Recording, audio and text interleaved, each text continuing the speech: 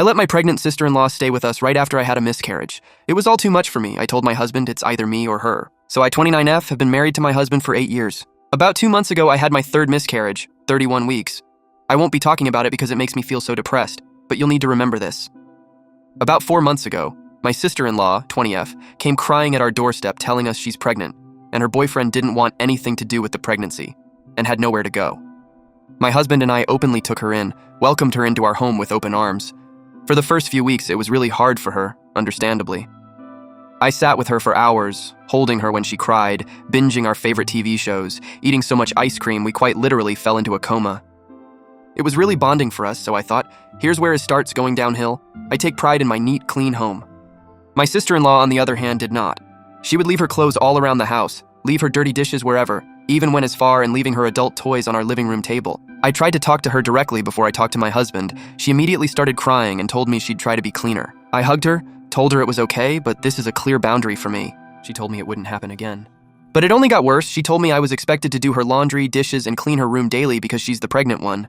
Well, I do understand how hard it is being pregnant. I just couldn't allow feeling like a maid in my own home. Disclaimer, I bought this house, not my husband. It was all me. Not to mention my recent loss of my child. So, I told my husband, but what he told me shocked me. His exact words were, "Honey, she's going through a lot right now. We really should be helping her out. Plus, it might make you feel better to take care of someone who's pregnant."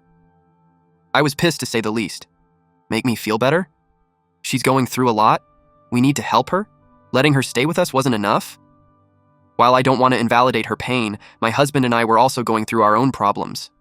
Anyways, we moved on. I did my best to maintain work and the household chores.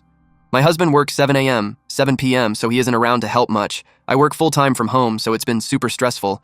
When I even try to ask for help for my sister-in-law, she always makes an excuse, even if she's just watching TV. The one thing that pushed me over the edge was I went out to buy my one food that I have actually enjoyed eating after my miscarriage. I wrote my name on it and directly asked my sister-in-law to not eat it. Well, I went to go to my fridge to get it, and you'll never guess. She freaking ate it. Now you may think it's just food. I buy all the groceries, basically pay all the bills. I don't mind people having some of my food, but the one thing I ask to not be touched gets touched. I told my husband, and of course he rubbed it into my face, that she's pregnant. I need to be less selfish, and life is about sacrifices. I was so upset I told him I felt like him, and her were the horrible roommates people talk about on Reddit. He didn't take that well, lol. Which leads us to my title. My sister-in-law planned a random baby shower party thing at my house. I personally didn't know if I could even be home when this was happening. I felt so hurt that she wouldn't talk to me knowing everything that has happened, and that she would just invite random strangers into another person's home before asking. My husband urged me to go, told him it would permanently affect mine and her relationship, so I told him I'd go. About halfway through the party, my husband and SIL announced that they wanted to show the nursery to everyone. I was confused. Nursery? She was staying that long? What room did she turn into a nursery? They told everyone to head upstairs. That's when it hit me. They were talking about my nursery, for my baby I had just lost. A wave of emotions hit me when I saw everyone in my baby's nursery telling her what a good job they did setting it up. My setup, for my baby that my body failed to give me. I just lost it.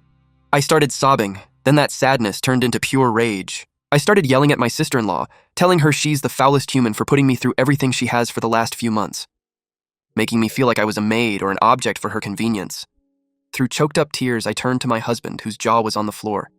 I turned my head to see his entire family just staring at me. I lost it again. Yelling, I looked at my sister-in-law, telling her, "How dare she use my nursery for my baby? How dare she think she has the right?"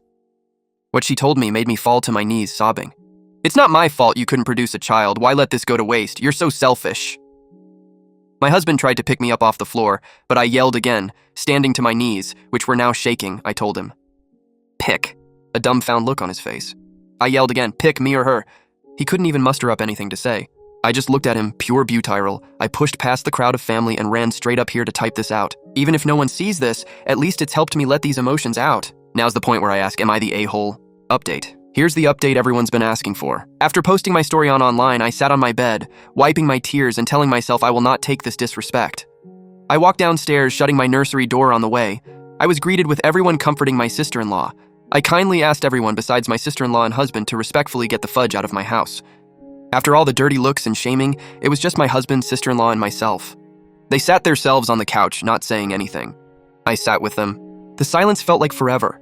None of us had anything to say. I knew I'd have to start the conversation. I looked at my husband and said, "Did you decide?" He looked at me, just staring. I asked again in a firm tone this time, He ended up mumbling some sort of insult and I couldn't really make out what he said. Something with bitchy. I stood up and told them both to get out, then they wanted to talk. Telling me this is all a misunderstanding, they're sorry, blah blah blah. I grabbed a backpack from my shoe closet and told them to pack their shit. My sister-in-law told me I couldn't just make her leave and I was a horrible person. I laughed in her face and told her this is my house and I can do whatever I wanted. My husband stood next to me and told her it was only for a little while. I turned to him and said, "Oh, you too, get out." He got all mad and told me we were a married couple and that this isn't how marriage works. I told him, "No, it is not. Marriage is where two people support each other and not treat their wife like shit." They both ended up leaving after many insults towards me. Oh, but wait, it's not over. This morning as I was getting ready for a Zoom meeting with a few other coworkers when my husband showed up. I let him in telling him to get whatever he needed and to go because I had to work. He started apologizing and telling me he wants to make it right. I told him I just need time away from him. Then he threw in my face, "Well, it's not my fault you lost our children. Maybe this would have never happened. My sister was right, you are selfish." I have never ever made my husband feel like he cannot grieve with me over this. Never made him feel less than because of his pain.